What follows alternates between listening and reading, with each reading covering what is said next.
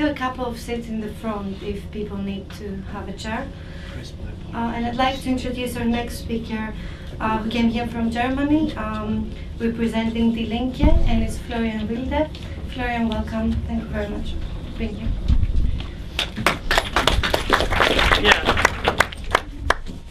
Am I heard when I'm speaking here? Is this working? Yes? Yeah. Okay. So thank you for inviting me. I'm Florian Wilde from the Linke in Germany, member of its central committee, and I'm working for Rosa Luxemburg Foundation, responsible for their trade union work, and I attended also last year's conference of the Coalition of Resistance here, then as observer for Rosa Luxemburg Foundation. I would like first to say some things about the situation in Europe and then go a little deeper into the situation in Germany. I was expecting to have a little more time to speak, so I tried to be very quick and brief. If we look at Europe, I think we are facing a really massive wave of struggles in a way that we haven't seen at least since the 70s. Now, this is really something historic that we are facing. We have a return of the general strike on the European agenda with more than 30 general strikes in Europe since the outbreak of the crisis. We've witnessed mass movements like those of the Indignados and Occupy, and we've seen mass demonstrations like the one we had yesterday all over Europe. So this is great. We have really a massive wave of social struggles in Europe. But the problem is that we are still so much on the defensive.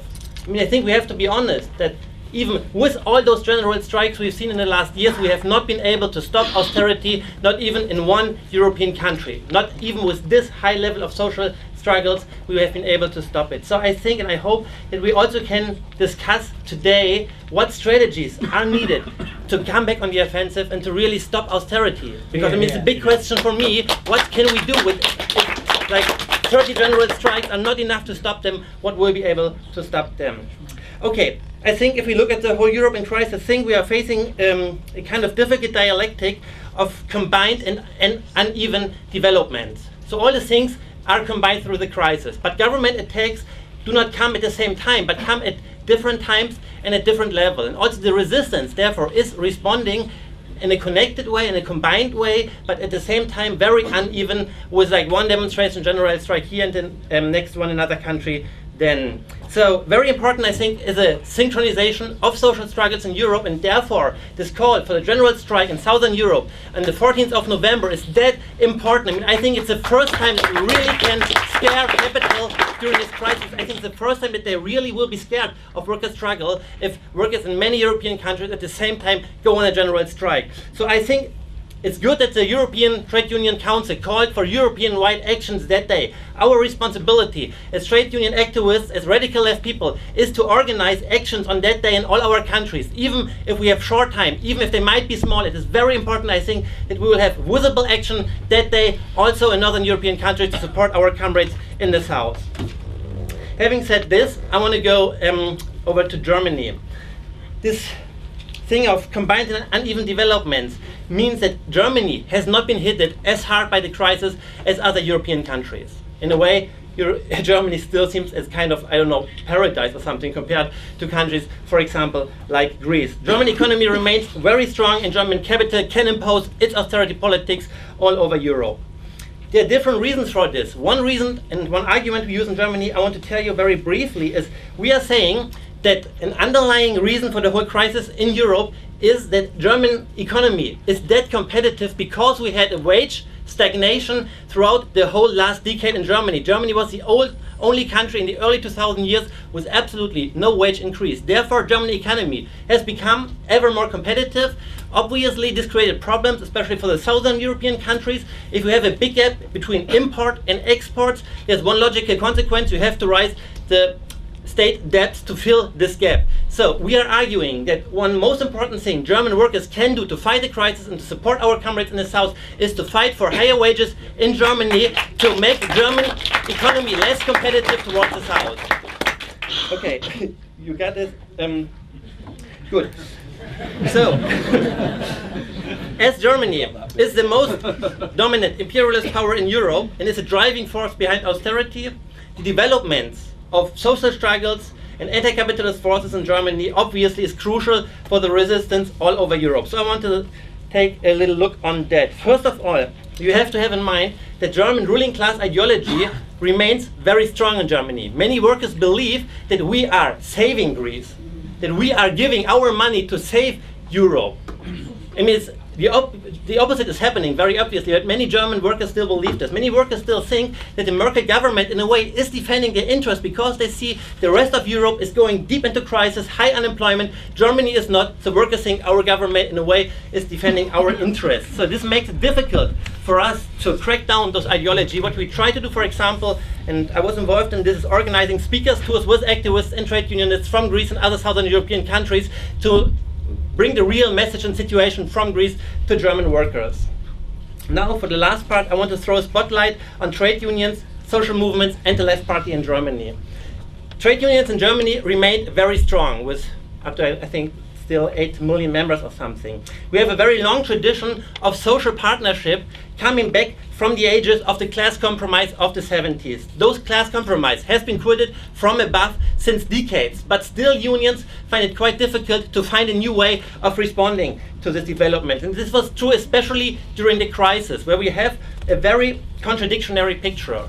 On the one hand, we have the metal sector, the metal workers union, the IG Metall, that has done some kind of crisis cooperativism with the government. The government really has tried to integrate them into their crisis solutions, and the solution was that workers accepted lower wages to save their jobs, which was in a way good for the core sectors of the metal workers, whereas all those precarious workers around has been kicked out. So it's a very problematic strategy of the IG Metall. In the public sector union, it's different, because there we have this so-called Schuldenbremse, this debt limit politics of the German government, which will make public sector cuts very likely in the next year. Therefore, our public sector unions, I would say, are more competitive and more involved into social mobilizations and struggles.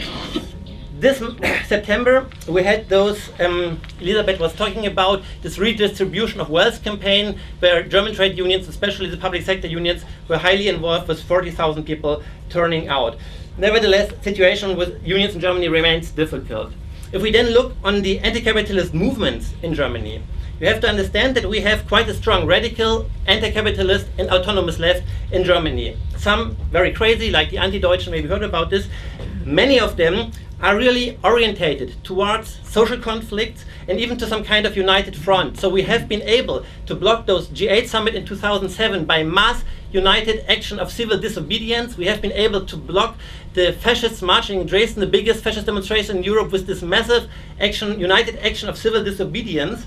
And those radical left groups, organized in a structure called interventionist left, are trying since the outbreak of the crisis to organize mobilizations, to make anti-capitalist ideas visible, and to translate the experience of mass direct action into crisis protest.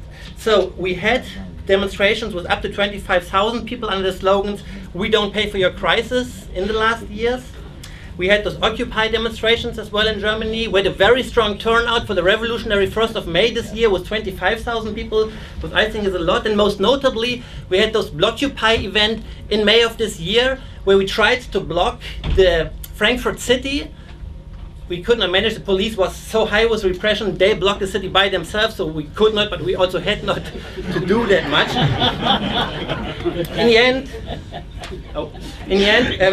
30,000 people turned out on a demonstration there in Frankfurt on Saturday. This weekend, there is a next Blockupy meeting in Frankfurt. Decisions were made to organize another Blockupy event in Frankfurt in July of next year, and people are proposing a big international mobilization in the spring of 2014, when the new European Central Bank building will be open, and we will try to block this opening. The big challenge remains to bring together those anti-capitalist activists with trades union activists and working class activists, obviously. Last thing I want to talk about is the left party, the party I'm coming from, which is a very young party founded in 2005. For us, it's something really historic to have finally in Germany a left of social democratic party. A socialist party is something we did not have for 50 years. Now we have it, which is great, and we are a plural left party from, let's say, left social democratic up to revolutionary Marxist. We involve like a whole range of different currents, some of them more oriented towards parliaments, others more oriented towards social movements. Sorry. When the crisis broke out, everyone expected the left party to grow because if capitalism is in crisis, socialist parties should grow. Instead, the opposite was the case.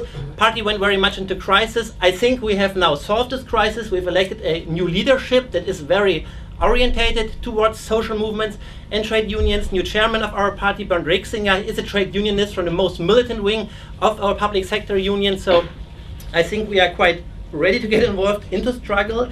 We have supported all those union mobilizations in the last years, and we were active in all those anti-capitalist mobilizations like we Occupy as a party. So you can count on the Linke that we will mobilize the protests and that we will also support European-wide mobilizations. But at the same time, you have to have in mind that as long as the level of class struggle in Germany remains that low, it will be still difficult for us to mobilize really masses, but we will try to do as much as we can to get there. Thank you very much for your attention.